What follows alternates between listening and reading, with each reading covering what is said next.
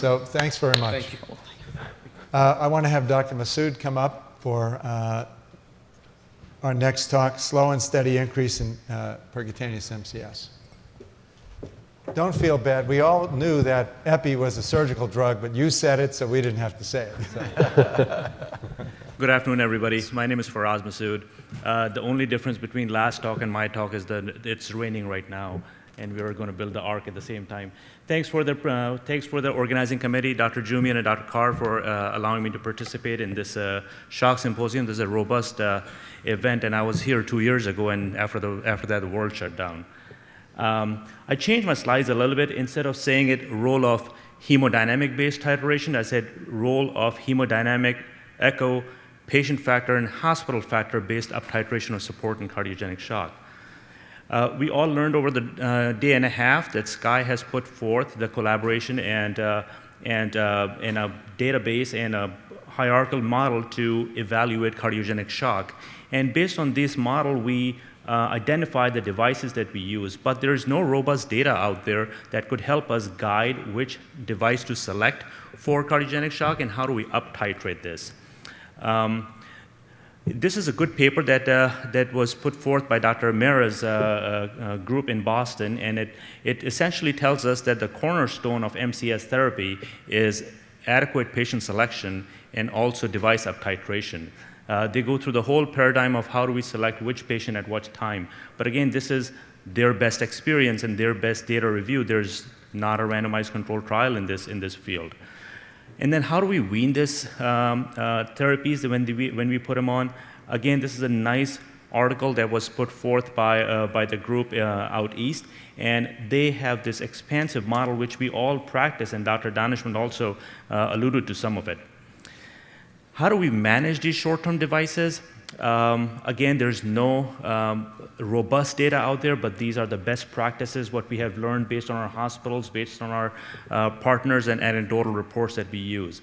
So with that, I'm also going to talk about a patient in which we got the patient in critical stages and how he progressed and how we managed his support and up-titrated or de-escalated based on the hemodynamic parameters that we were dealing with. So a 61-year-old gentleman who collapsed in the bathroom, had 10 minutes of CPR and cardioverted 3 times by the EMS. By the time he got to the outside hospital, it was noted that he had STEMI. His EF was 20% at the bedside echo. He was hypotensive, tachycardic, hypoxic, but more importantly, his LVDP was 27. This cardiologist at this outside hospital was trained at one of the premier institutes in and around southern US. So he puts a right heart cath in there and notes a CVP of 10, a PA pressures of 50/25, and a cardiac index of 1.8. As one of the questions was asked, do we put Swan-Ganz catheters in all these people who show up with cardiogenic shock? By this time, this patient's on 1 inotrope and 1 pressor. He's about class C, heading into class C plus shock. The cardiologist tries to open the culprit vessel, but the wire gets coiled up and is not able to pass through. The attempted PCI to LED was not successful. By this time, he's now escalating on drips. He's now on moderate doses of inotropes and pressors. The CVP starts rising. The cardiac index continues to drop.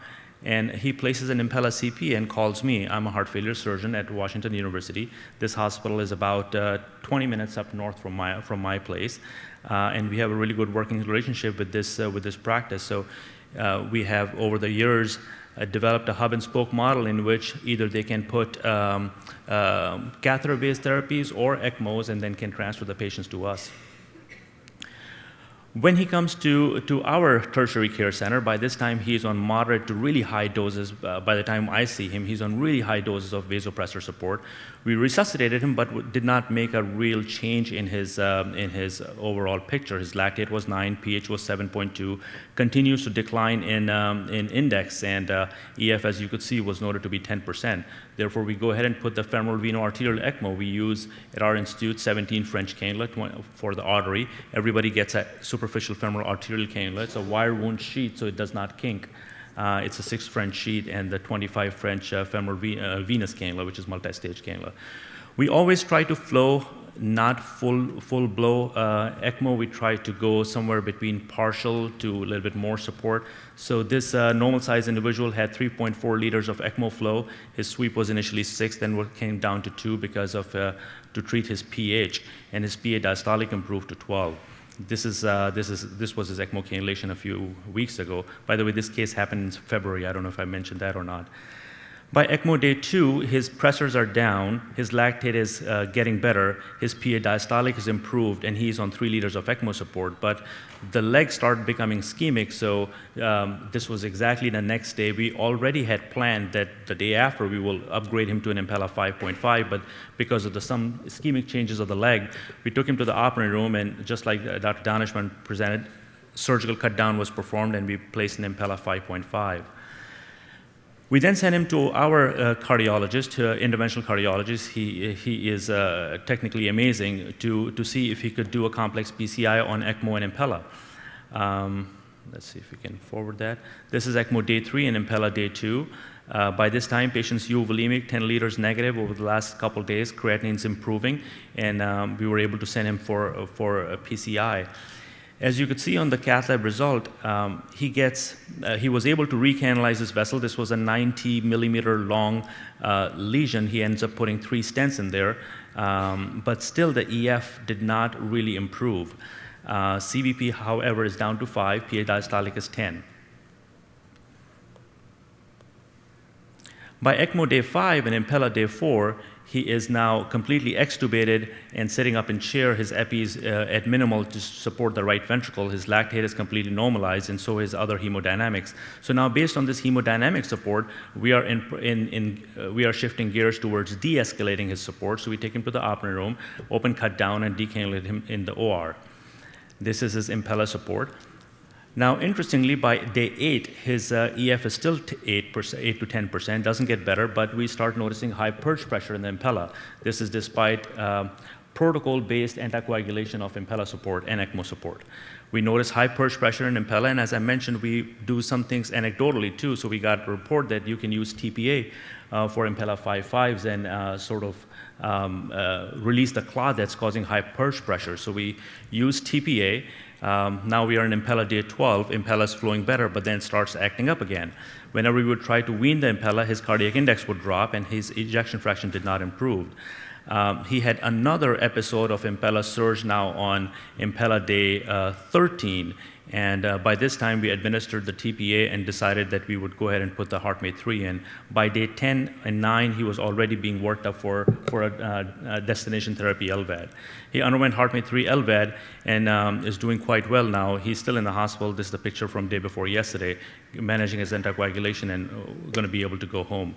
Summary, this guy presented in class C plus shock. We up-titrated him to an Impella for stage D shock, and then up-titrated to ECMO for D plus almost into E shock when he was really high dose pressors. We then did a lateral move because we had to and converted him to Impella 5.5 and then de-escalated, which was the right move, to 5.5 alone, but he was not able to be liberated, hence he underwent the durable LVAD support. I think what we can do as an organization and the practitioners is to come up with some solid guidelines and criteria of what should be our initiation therapy. Balloon pump is completely out of fashion now. And then how do we de-escalate and how do we escalate based on what parameters so we can all speak the same language. Once again, thank you, Dr. Carr and Jumian, for inviting me, and I'm happy to take any questions.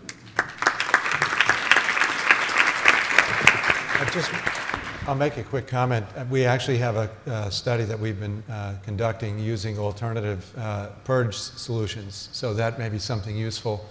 And we have a few things that were submitted to ASIO, hopefully to talk about in terms of bicarb and other things that people are using. So there may be ways to get around some of the problems that you had, particularly with the device. But the bigger question remains exactly, how do you decide to kind of move forward? I'd open that up to everybody.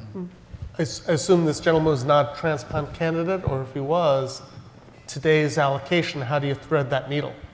Well, his cotinine was positive. He was smoking up until the day off. So that's a contraindication for a program. Otherwise, if he was not, we did talk about it, that if this was not the part, we would go ahead and put a new Impella in and wait for him to get transplanted as opposed to vet this guy. Terrific case. And I mean, this was clearly a patient who had a left ventricular problem with the LAD, so we wouldn't expect RV failure after LVAD implantation. But then again, with RV failure, you never really know when it hits you.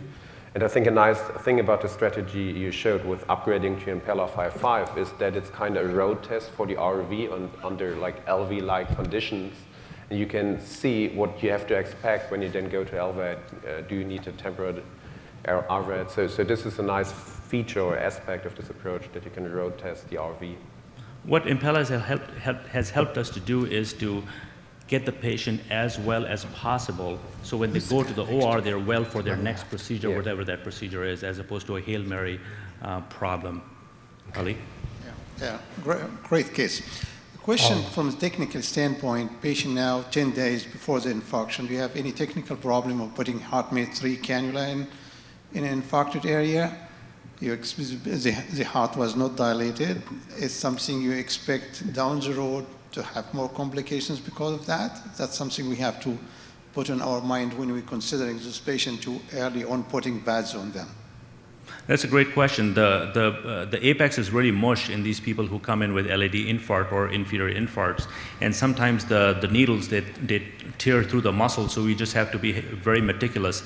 I do have backup sutures ready at that time. I also don't twist and turn the apex too much and manhandle it too much, so it becomes all loosey-goosey and starts bleeding around the sutures. But that's a great point. It is absolutely a fresh infarct, and it's hard to not cause bleeding around that area.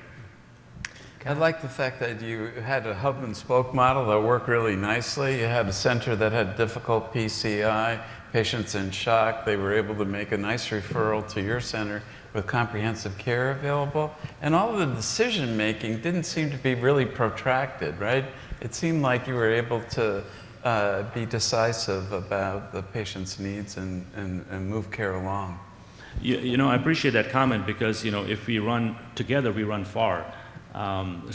We conduct twice weekly meetings with our heart failure colleagues. Yeah. We are in text message contacts on a daily basis.